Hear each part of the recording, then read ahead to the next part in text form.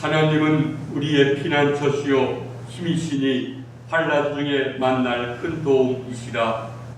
그러므로 땅이 변하든지 산이 흔들려 바닷 가운데 빠지든지 바닷물이 솟아나고 뛰놀든지 그것이 넘침으로 산이 흔들릴지라도 우리는 두려워하지 아니하리로다. 한 시내가 있어 나뉘어 흘러 하나님의 성 곧 지존하신 이의 성소를 기쁘게 하도다. 하나님이 그 성 중에 계시며 성이 흔들리지 아니할 것이라. 새벽에 하나님이 도우시리로다. 문 나라가 떠들며 왕국이 흔들렸더니 그가 소리를 내시며 땅이 녹았도다. 만군의 여호와께서 우리와 함께 하시니 야곱의 하나님은 우리의 피난처시로다. 와서 하나님의 행적을 볼지어다. 그가 땅을 황무지로 만드셨도다. 그가 땅 끝까지 전쟁을 시게 하시며 활을 꺾고 창을 끊으며 수레를 불사르는도다. 이르시기를 너희는 가만히 있어 내가 하나님됨을 알지어다. 내가 문나라 중에서 높임을 받으리라. 내가 세계 중에서 높임을 받으리라 하시도되 만군의 여호와께서 우리와 함께 하시니 야곱의 하나님은 우리의 피난처시로다. 아멘. 주님 부활하신 날을 잊지 않고 주님께 예배하기 위해서 이 자리와 예배의 장소로 나온 주님의 자녀들을 주님 기억하여 주시고 무엇보다도 하나님의 거룩하신 영을 부어주셔서 성령님의 임재 속에서 우리가 신령과 진정으로 예배드리게 하여 주옵소서. 그래서 우리를 구원하고자 하는 하나님을 기쁘게 하시며 우리에게는 하나님의 구원이 우리의 마음속에 각인되고 체험되는 시간 되게 하여 주옵소서. 예수님의 이름으로 기도드립니다. 아멘. 경배 찬송 42장입니다.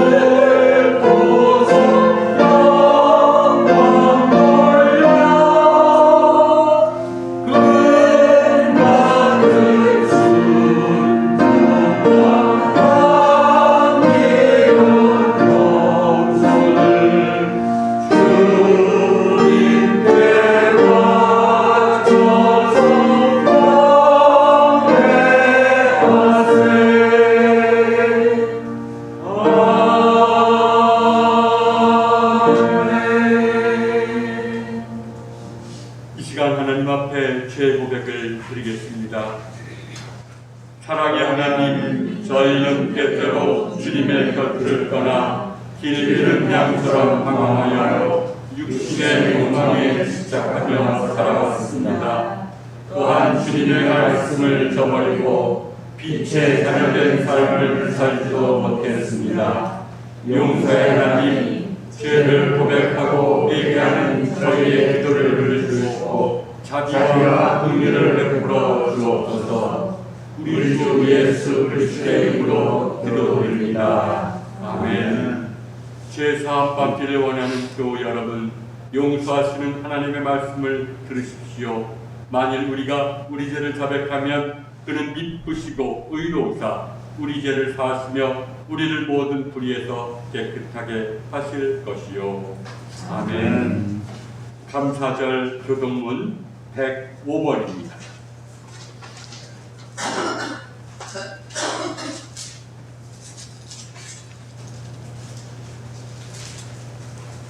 여호와께 감사하라.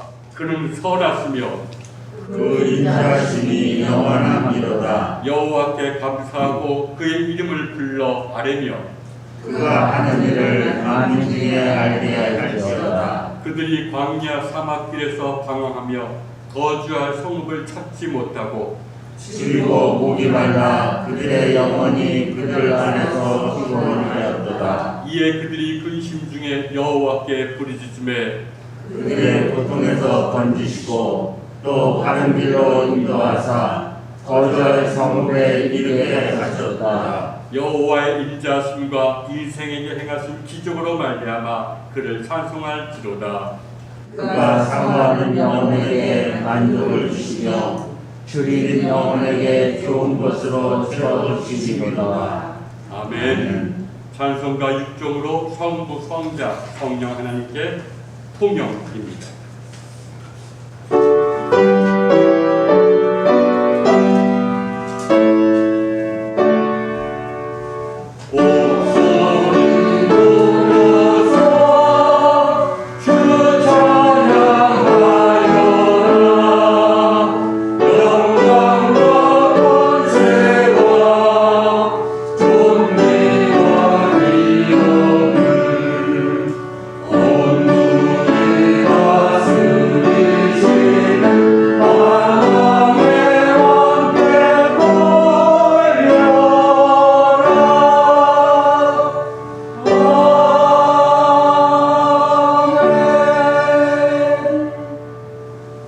이제 김덕한 권사님 기도 인도하겠습니다.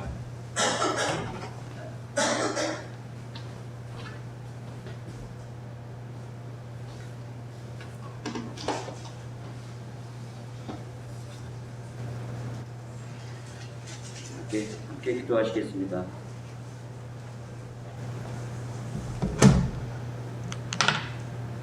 뜨거운 날이 연속되었는데 그 뜨거움 속에서도 오늘같이 시원한 날을 주시고 또 기쁜 마음으로 우리의 발걸음을 인도하셔서 모두가 함께 모여 예배드릴 수 있는 그런 소중한 시간을 허락하여 주시는 이에 감사드립니다. 지금은 온 세계에 퍼진 그 전염법으로 인하여 많은 이들이 생명을 위협받고 있습니다. 또한 이로 인해 많은 이들이 어려움을 겪고 곤란지기에 처해 있습니다. 그 정도가 심해져 좌절하고 절망하는 그런 이들이 늘어갈까 힘이 우려됩니다. 사랑이 많으신 하느님, 이들에게 희망을 주시고 용기를 주셔서 이 어려움을 이겨낼 수 있게 하옵소서.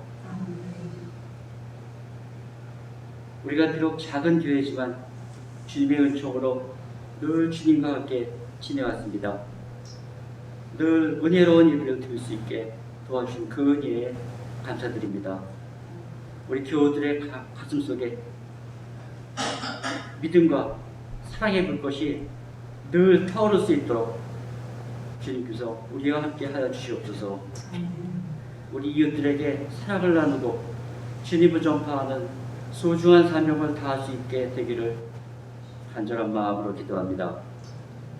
오늘 이 자리에 말씀을 전하시는 목사님, 또 함께 모이신 우리 교우님들, 그 영혼과 육신에 주님의 은총이 가장 풍성히 내려주시기를 기도드립니다. 이 모든 말씀 예수님의 이름으로 기도드렸습니다. 아멘.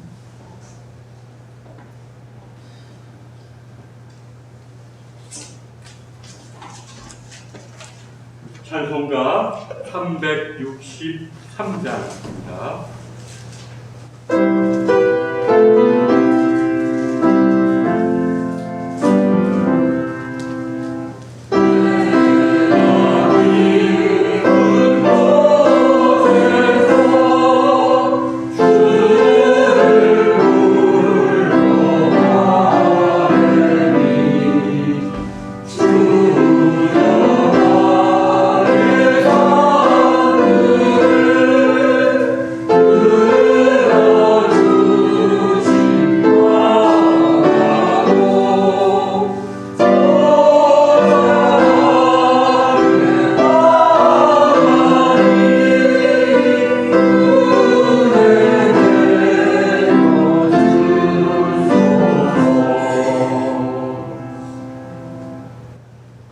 오늘 성경 말씀은 데살로니가 전서 5장 16절부터 18절까지의 말씀입니다.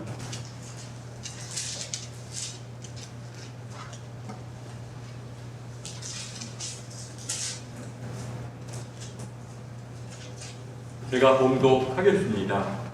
항상 기뻐하라. 쉬지 말고 기도하라. 범사에 감사하라. 이것이 그리스도 예수 안에서 너희를 향하신 하나님의 뜻이니라. 아멘. 항상 기뻐하라. 요즘 현대인의 말로 하면 항상 행복하라 라는 말입니다. 하나님은 우리가 행복하기를 원하십니다. 우울하기를 원하지 않습니다. 행복하기를 원하십니다. 또한 우리가 우리 이웃의 행복을 빌어주기를 바랍니다. 그러면 행복이란 무엇입니까? 사실 행복이란 개념만큼 역사 속에서 이렇게 오랜 시간을 거쳐서 발전되어 온 개념도 없을 것입니다. 그래서 행복이란 말은 사람에 따라서 굉장히 다양하게 동양인과 서양인에 따라서 다르게 받아들이고 고대 사람들과 현대 사람들이 받아들이는 행복도 사실은 동일한 것은 아닙니다.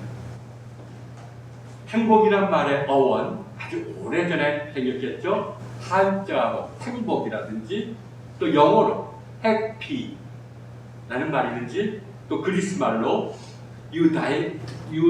유다이모니아라는 말이 오래전에 생성된 이 말이 시사하듯이 고대인들은 행복을 하늘의 도움을 받는 것, 행운이나 해피나 또는 유다이아몬이나 이런 것은 다 하늘의 또는 신들의 도움을 받는 것을 뜻합니다. 하나님의 도움을 받는 상태가 곧 행복이다. 이렇게 고대인들은 느꼈습니다. 또 종교인들은 그대로 그것을 받아들입니다. 하늘의 도움을 받는 것이 행복이요. 또 하늘과 교제하는 삶이 행복이라고 생각했습니다. 그때 하늘과 교제할 때 참된 기쁨이 그리고 만족감이 주어진다고 생각했던 것입니다.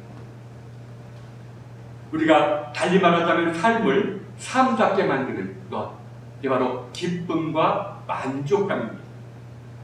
기쁨이 있을 때 삶이 생기를 얻고 삶 속에서 만족감을 느낄 때 삶이 또한 생명력을 갖게 됩니다. 그래서 행복이란 많은 사람들이 오늘날 동의하듯이 기쁨과 만족감이 지속되는 상태를 행복감이라고 얘기합니다. 이렇게 삶을 삶답게 의미 있게 만드는 기쁨과 만족감은 고대인들에 의하면 인간이 스스로 만들어낼 수 있는 것이 아니라고 생각했습니다.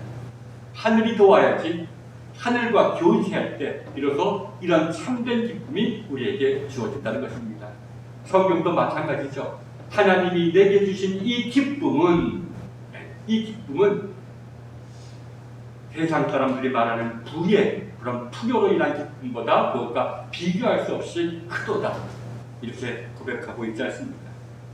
그러나 이제 서양에서는 근대 18세기 또는 17세기부터 근대에 들어오면서부터 행복은 인간의 힘으로 인간 스스로 행복을 쟁취할 수 있다는 사상이 전파되기 시작했습니다.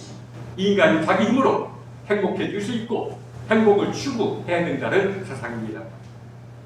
이런 근대 사회는 평등 사상을 굉장히 강조합니다. 누구나 다 행복할 권리가 있다. 노예도 행복할 권리가 있다. 노예에게 자유를 주어서 행복할 권리를 줘야 된다. 이런 것들을 많이 강조했죠. 그리고 신분이 낮은 사람도 행복할 권리가 있다. 이런 평등 사상을 통해서 모든 사람에게 소위 행복 추구권이 있다는 사상을 설파했습니다. 이것이 오늘날 모든 국가가 받아들이는 헌법 조항입니다. 비록 미국 헌법에서 나왔지만 모든 헌법에 모든 개인들에게는 행복을 추구할 권리가 있다라고 명시되어 있습니다. 행복은 이제 운명적인 것이 아니라 우리 모두가 개척해 나가야 되고 또 우리 모두가 다른 사람의 행복 추구권을 배려해야 된다는 사상을 갖게 되어 있습니다. 나만의 행복이 아니라 다른 사람이 추구하는 행복도 내가 침해해서는 안 된다는 것이죠. 현대인들은 이런 역사적인 경험을 통해서 행복의 가장 큰 장애물이 되는 것을 자유의 박탈, 자유가 없을 때 포로된자라든지 노예라든지 신분상 아주 낮은 위치에 있는 자, 자유롭지 못한 자, 이제에게는 이 자유의 박탈이 행복을 가로막는 요소이고, 또 다른 하나는 경제적 빈곤, 가난한 것, 이것이 바로 행복을 가로막는 요소라고 생각했습니다.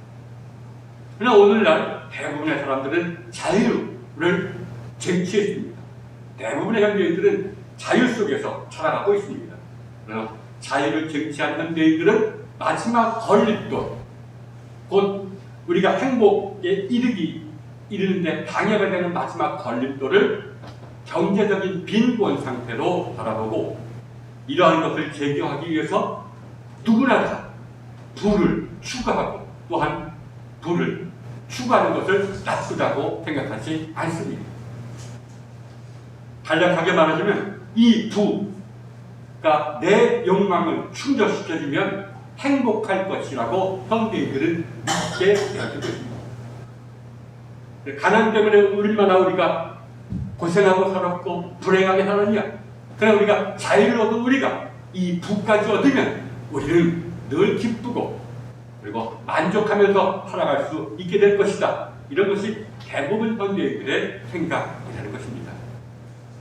그러나 현대인들은 또한 경험을 통해서 내 욕망을 충족시켜주는 것이 가져다주는 욕구 충족이 가져다주는 행복감이 그렇게 오래가지 못한다는 사실을 알게 되었습니다. 참 맛있는 음식을 먹었을 때 잠시 행복하지만 그게 오래가지 못하고, 또 부를 얻었지만 부로 인해서 주어지는 행복감이 그렇게 오래가지 못한다는 것도 깨닫게 되었습니다. 오히려 이 부로 인해서 걱정이 더 생기고 불안이 더 생기고 갈등이 더 생기는 것도 깨닫게 되었던 것입니다. 저도 돌이켜보면 20대 후반인지 중반대인지 처음으로 햄버거를 하나 먹고 이게 천국의 삶이구나, 세상에 이렇게 맛있는 음식이 어디 있는가 라고 느꼈던 적도 있었습니다. 그러나 그것은 오래가지 못하죠. 또 사람이 사랑하는 사람을 만났을 때도 행복감을 느낍니다. 그러나 나와 마음에 맞는 사람, 나를 배려해 주는 사람을 만났을 때 행복감을 느끼는 것도 사실이지만, 그러나 모든 사람을 변해가는 것이요, 또 그런 행복감도 오래 지속되지 못한다는 것을 사람들은 경험을 통해서 알게 되었을 것입니다. 또 그리고 내 욕망을 충족시켜줄 때 생기는 행복감은 오래가지 못할 뿐만 아니라 내 욕망이 이게 끊임이 없구나, 이것만 충족되면 내가 만족할 줄 알았는데 이 욕망이 충족되니까 또 다른 욕망이 생겨나서 이걸로 인해서 내 마음이 늘 불안하구나, 내 마음이 강팍해지는구나, 이것을 또한 느꼈던 것입니다. 이러한 맥락에서 종교인 아니더라도 현대 철학자들과 또 사상가들이 한 목소리로 얘기하는 것이 있습니다. 감사하는 것이 곧 행복의 조건이라는 것입니다. 행복은 부를 얻거나 자유를 얻는 것도 물론 행복의 조건이지만 그것보다 더 큰 아주 중요한 조건은 감사하는 마음이라는 것입니다. 그래서 우리가 모든 조건을 갖춘 사람이 감사하는 것이 아니라, 행복해 보이는 사람이 사실은 감사하는 것이 아니라 감사하는 사람이 행복하다는 이러한 명제를 많은 곳에서 얘기하고 있게 된 것입니다. 경제적인 부, 그리고 자유, 그리고 선한 인간관계 등 삶을 삶답게 만드는 모든 조건을 갖춘 사람들이 감사하는 것이 아니라는 것입니다.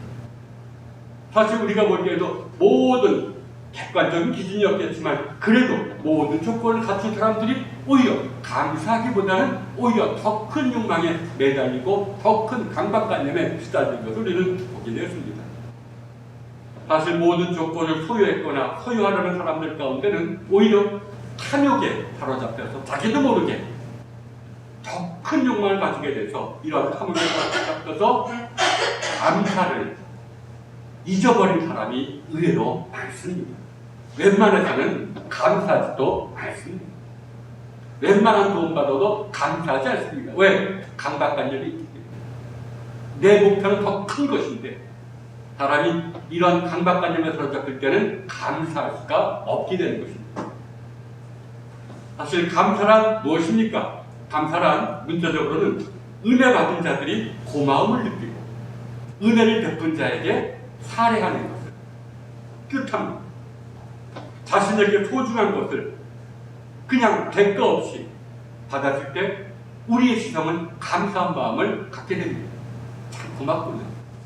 어머니 날 낳아주시고 날 길러주시고 저 친구가 나를 도와줘서 날 일기에서 거덜하게 해주시고 감사하죠. 그러나 이러한 것을 받았는데도 시간이 지나가면 우리는 무감각해집니다. 때로는 당연한 것으로 여겨집니다. 또 도움을 안 주면 오히려 섭섭하게 생각합니다.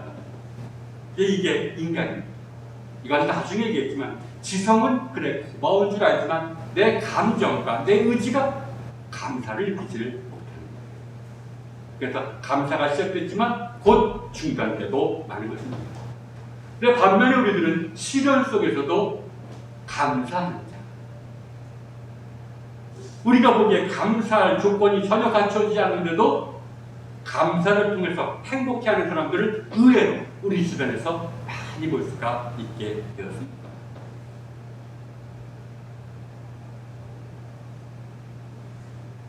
제가 이현애 권사님 이제 위중하셔서 이제 호스피스 병동으로 지난주 목요일날 옮기셨습니다. 그래서 이제 숨도 바빠하셔서 산소 마스크를 현재 쓰고 있고 이제 가족이 한 명 상주하고 있는 상태입니다. 이제 언제 저희 세상 말로 돌아가실지 모르는 상태이기 때문에 지켜보고 있습니다. 그래서 전화로 또 기도하니까 그래도 마음이 평강한 가운데 안해하시더라고요. 아직까지는 의식이 있고 또 말을 잘 하기가 힘들지만 또 그래서 뭐가 아쉬운 게 있냐 하니까 없다고 얘기를 하시더라고요. 또 그렇게 어떤 생각이 있는지 우리가 생각하기에 죽음을 앞둔 사람들, 병 중에 있는 사람들은 감사할 수가 없다고 생각하는데 그렇지가 않습니다. 오히려 그런 상황 속에서도 진정으로 온 마음이 감사하는 사람이 정말 있는 것입니다. 이러한 여러 가지 정황을 생각하면서 영성가들과 철학자들이 그러면 감사가 언제부터 시작되느냐? 감사의 본질이 무엇이냐? 이것을 묵상하고 하면서 하나의 결론을 내린 것이 있습니다. 감사란 경이로운 감정을 가졌을 때 감사가 시작됩니다. 감사란 우리가 놀랄 때, 내 마음이 놀랄 때 비로소 감사가 시작된다는 것입니다. 즉 전에는 아무런 감동 없이 바라보았던 평범한 일상이 이제 새롭게 그런 일상을 새롭게 바라보는 데서 나타나는 경이로운 감정. 참 신비하구나. 변한 것 없어 보이는데도 이제 내 눈이 변해서 그것을 새롭게 바라볼 때 주어지는 경이로움.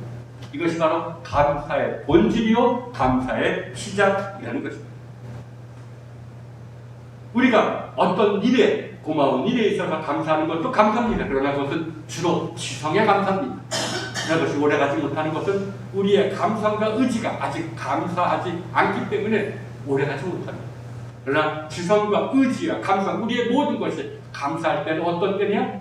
이렇게 내 마음이 새로운 눈을 가지고 똑같은 것을 바라볼 때 참 신비하다, 참 평이롭다 라고 할 때 온전한 감사, 성경에 말하면 범사에 드리는 감사가 시작된다는 것입니다.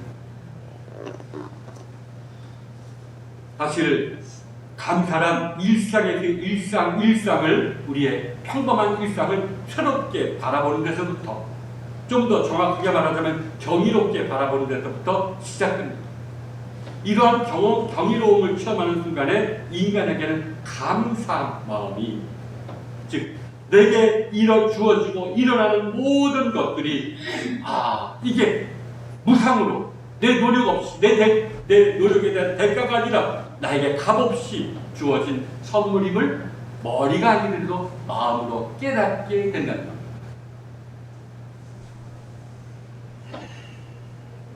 예를 들자면 어떤 아기를 지켜보는 엄마가 있는데 어느 날 유독 아기의 모습에서 마음에서 형언할 수 없는 깊은 고마움이 넘쳐나올 때가 있습니다.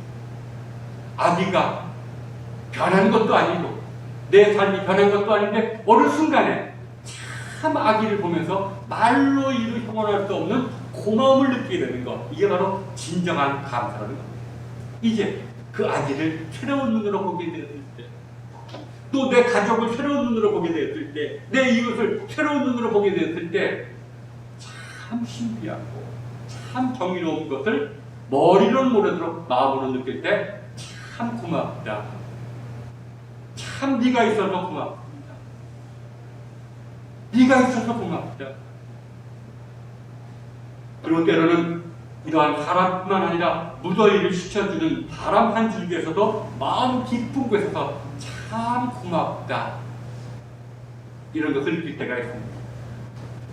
여러분, 우리는 감사가 왜 중단됩니까? 내게 주어지는 것을 당연한 것으로 생각할 때는 감사가 주어질 수가 없습니다. 네가 있는 것이 당연한 거예요. 네가 나를 위해 해주는 것이 당연한 거예요. 라고 할 때는 감사가 있을 수가 없습니다. 그러나 이제 뭔가의 새로운 눈이 열려서 이 모든 것이 은혜구나, 뭔가 내가 받아야 될 것을 받는 것이 아니구나 라는 것을 마음이 깨달을 때 비로소 감사할 수가 있게 될 것입니다. 그래서 모든 것을 당연히 여기게 된 상태에서 깨어나는 것, 그때 비로소 감사가 시작된다는 겁니다. 우리는 점점 크고 위대하고 장엄한 것을 찾아서 이쪽 저쪽을 다닙니다. 그러나 모든 것은 우리의 마음이 어떤 눈으로 바라보느냐에 따라서 다르게 보여집니다. 매일 보는 사람, 매일 보는 가족, 매일 보는 자연들, 이것도 내 마음이 일어날 때 참 고맙구나, 참 감사하구나. 이것이 바로 진정한 의미의 감사라는 것입니다. 그래서 감사란 우리가 깨어 이런 모든 것을 당연하게 여기는, 또는 강박관념에 사로잡힌 상태에서 우리가 깨어나고 해방될 때 주어지는 바로 위대한 하나님의 우리 마음속에 이루어지는 하나의 혁명 또는 변화라고 사람들은 말합니다. 사실 그러나 여러분, 평범한 일상을 내가 하나님 나에게 복권을 맞춰주시면, 이런 일이 이루어주시면 내가 감사하겠습니다. 감사. 만약에 그 일이 이루어지면 감사 오래가지 못합니다. 그러나 새로운 눈이 주어졌을 때는 모든 것에 감사합니다. 모든 것에 감사합니다. 이렇게 평범한 일상을 새롭게 바라보고 감사하기 위해서는 어떤 것이 이루어져야 됩니까? 우리의 지성과 우리의 의지와 감정이 깨어나야 된다는 것입니다. 내 지성만이 아니라 내 안에 있는 감정도, 내 안에 있는 의지도 깨어나야 된다는 것입니다.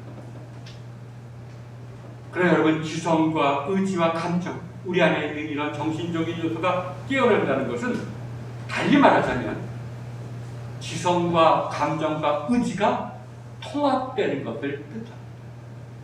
오늘 우리 인간의 분량이 뭐 있습니까? 분열되어 있습니다. 내 지성이 원하는 것을 내 감정이 원하지 않습니다. 내 감정이 원하는 것을 내 의지가 원하지 않습니다. 내 안에서 분열됩니다. 그러니까 뭐든지 오래 하지 못합니다. 늘 내 안에 갈등이 있습니다. 고마워해야 되는데도 당연하게 여기고, 또는 아쉬운 마음을 또 갖게 되기도 합니다. 왜? 머리로 고마운데 내 감정으로는, 또 내 의지로는 나는 더 큰 것을 추구하기 때문에 별로 고마움을 느끼지를 못해요. 그래서 이런 의지와 감정과 그리고 지성이 통합될 때 우리는 감사하게 되는 것입니다. 이런 것을 또 달리 말하자면 이런 것을 마음이 깨끗해질 때 왜냐하면 우리 인격이 분열될 때, 내 지성과 감정과 의지가 분열될 때 이걸 통해서 우리의 마음이 어두워집니다. 이걸 통해서 우리의 마음이 더럽혀집니다. 그러나 이런 지성과 감정과 의지가 통합될 때 우리의 마음이 깨끗해집니다. 그러니까 성경에서 마음이 깨끗한 자나 또 인격이 통합된 자나 사실은 같은 말입니다. 같은 말입니다. 또 눈이 열린다는 말이나 인격이 통합된다는 말이나 마음이 깨끗한다는 말이나 사실은 똑같은 말입니다. 왜냐하면 그것은 바로 하나님의 임재 속에 있을 때 표현하는 일을 관점에 따라서 다르게 표현하는 것들이기 때문입니다.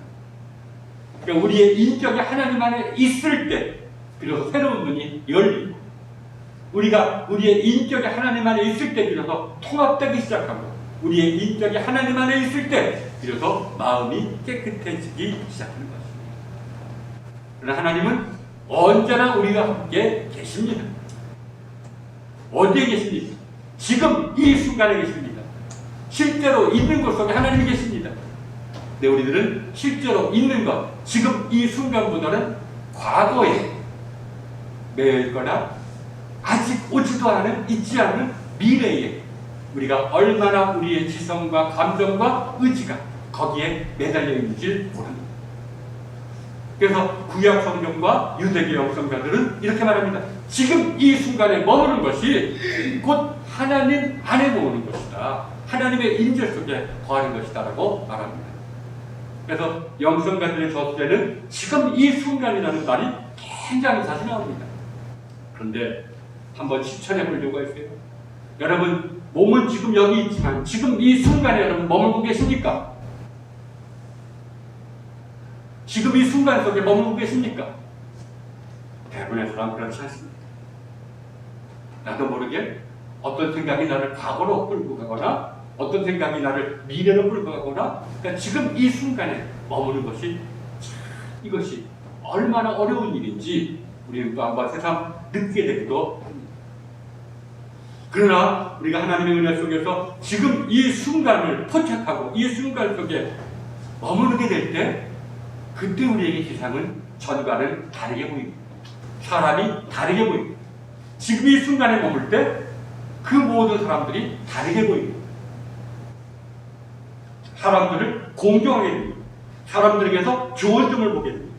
사람들에서 하나님의 형상을 보게 됩니다. 그러나 우리의 마음이 분열되고 하나님의 임재 바깥에 있어서 있지도 않은 과거나 미래에 휘둘리게 될 때 마음이 어두우니까 사람들에게서 사람들을 있는 그대로 바라보지 못하게 되고, 따라서 감사하지도 못하게 되는 것입니다. 사실 인간이 얼마나 나약한 존재입니까? 사람들의 도움뿐만 아니라 자연의 도움이 없으면 한시라도 살아갈 수가 없습니다. 기온이 조금만 올라, 공기 중에 산소가 조금만 희박해져, 뭐가 조금만 희박해져 인류는 생존할 수가 없는 것입니다. 또 사람들이 내게 도움을 주지 않으면 나는 살아갈 수가 없습니다. 이 지성적으로 깨달을지라도 감정과 의지가 이것을 인정하지 않기 때문에 우리는 온전한 감사를 드릴 수가 없게 되는 것입니다. 우리는 이렇게 현재 지금 이 순간에 머무는 삶을 어린아이 또는 일 속에서 집중하는 일, 일 속에서 아무런 생각 없이 하고 있는 일에 집중하는 사람들. 그래서 수도 전통은 일이라는 것을 굉장히 중요한 영성의 도구로 여기죠. 내가 정말 집중하면서 일을 할 때, 아무 생각이 들지 않을 때 그 속에서는 뭔가가 새로운 것이 보입니다. 또 어린아이, 놀이에 집중하는 그런 어린아이들에게도 이런 것이 나타난다고 합니다. 무의식적으로 주어진 현재 순간 속에서 머무는 법을 터득한 존재가 바로 어린아이입니다.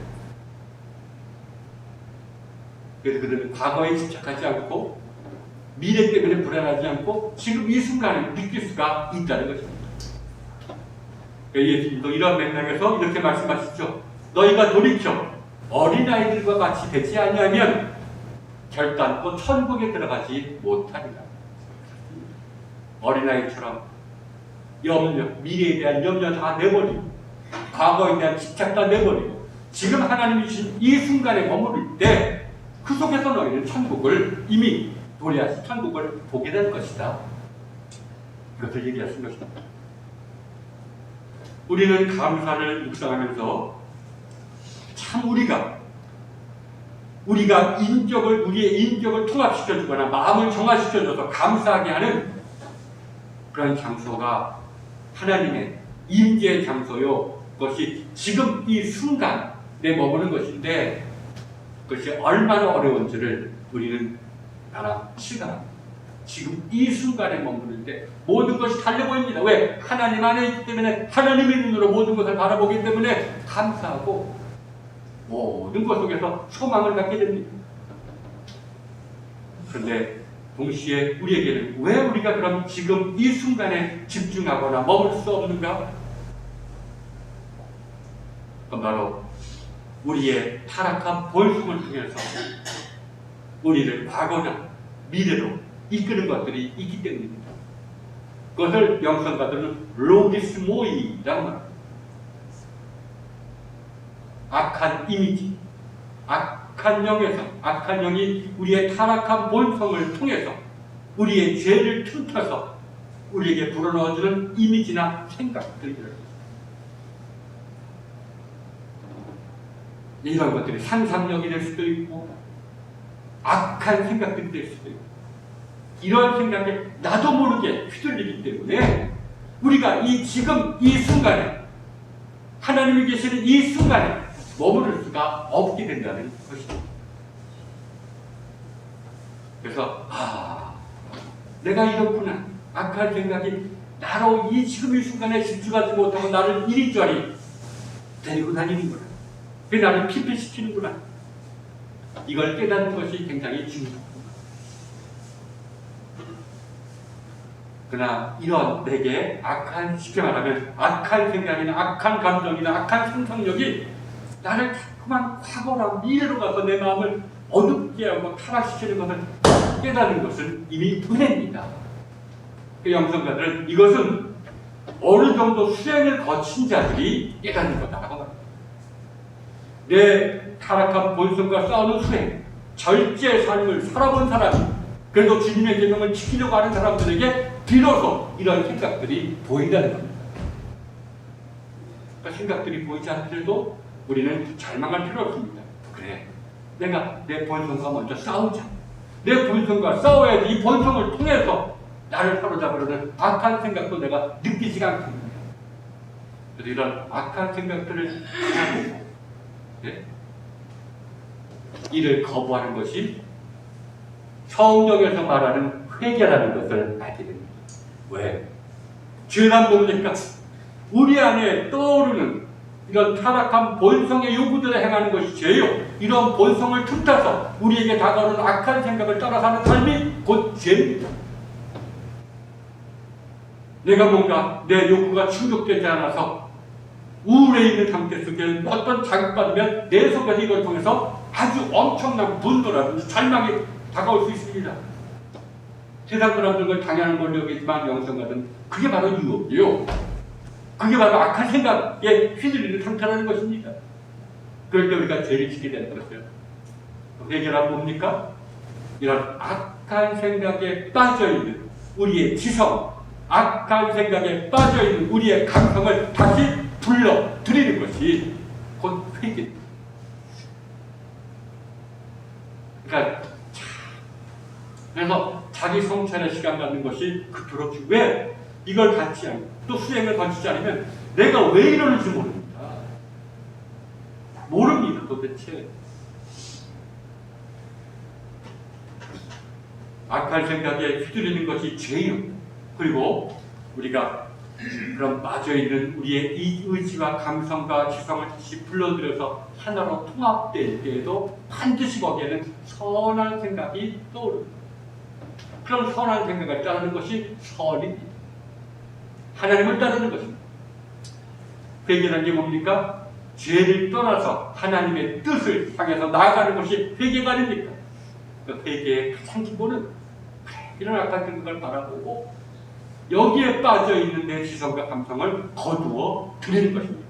그리고 통합될 때 나타나는 선한 생각을 따르는 것입니다. 이게 곧 회개입니다. 여러분, 이러한 것을 위해서 일찍이 기독교 영성운동은 거둠의 기도라는 것을 얘기했습니다. 기도의 대가인 테레사 수녀는 물론이고 그 이전과 이후에도 많은 사람들이 거둠의 기도를 얘기합니다. 이게 뭡니까? 자기를 묵상하는 가운데 내 지성이 악한 생각에 빠져 있는구나. 다시 거두어 드리자. 다시 불러 드리자. 내 감정이 분노에 빠져 있구나. 거두어 드리자. 쉬운 것 같습니까? 어렵습니다. 왜? 빠져 있는지 모르기 때문에. 빠져 있는 걸 알고 불러드리는데도 그것이 강력하기 때문에 우리는 거두어드리지 못합니다. 그러나 조금씩 거두어드리려고 노력할 때 어느 순간에 내가 화를 안 내게 되는구나. 내가 그런 생각에 넘어가지 않게 되구나 라는 것을 깨닫게 됩니다. 이게 바로 하나님의 은혜에 의한 이미 회개가 어느 정도 많이 성장해 있는 것입니다. 그래서 기독교 전통은 성경 묵상 굉장히 소중합니다. 이게 곧 기도입니다. 성경 묵상에서 성령님이 이끄시는 대로 기도하는 것이 곧 선이요. 이것이 우리의 마음을 깨끗하게 하는 것이요. 우리를 통합시켜주는 겁니다. 그러나 이런 성경 묵상 전에 그리고 후에 이런 거둠의 기도를 함께 할 것을 권면합니다. 내가 어떤지를 아는 것입니다. 거두어드리는 이런 것을 노력할 때 내 감정이 정말 이런 악한 생각에 정말 오랫동안 빠져 있어서 많이 젖어 있구나 하는 것을 깨닫게 됩니다. 이게 큰 은혜입니다. 깨닫게 되는 사람에게는 곧 거둬들일 수가 있게 되는 것입니다. 물론 이것이 곧 회개입니다. 그러나 이런 회개를 실천하지 않고도 어느 순간 갑자기 세상이 새롭게 보이고 사람이 감사하게 보이고 모든 것이 감사하게 보이고 또 하나님을 찬양하게 될 때가 있습니다. 은혜입니다. 그러나 이것은 회개하지 않아도 된다는 말이 아니라 오히려 더 깊이 회개해서 하나님이 너희에게 주신 이 감사가 오랫동안 또 모든 일, 범사에 이루어질 수 있도록 하라는 하나의 사인인 것입니다. 아무쪼록 우리 맥주감사절을 맞이해서 우리가 감사를 묵상하고 우리를 사랑하시는 하나님의 그 놀라운 사랑을 체험하게 되는 여러분이 되기를 주님의 이름으로 축원합니다. 사도신경으로 신앙 고백 드리겠습니다. 전능하사 천지를 만드신 하나님 아버지를 내가 믿사오며 그 외아들 우리 주 예수 그리스도를 믿사오니 이는 성령으로 잉태하사 동정녀 마리아에게 나시고 본디오 빌라도에게 고난을 받으사 십자가에 못 박혀 죽으시고 장사한 지 사흘 만에 죽은 자 가운데서 다시 살아나시며 하늘에 오르사 전능하신 하나님의 우편에 계시다가 저리로서 산 자와 죽은 자를 심판으로 오시리라. 성령을 믿사오며 거룩한 공예와 성도가 서로 교통하는 것과 죄를 사하시는 것과 몸이 다시 사는 것과 영원히 사는 것을 믿사옵나이다. 아멘. 496장 그냥하면서 응원합니다.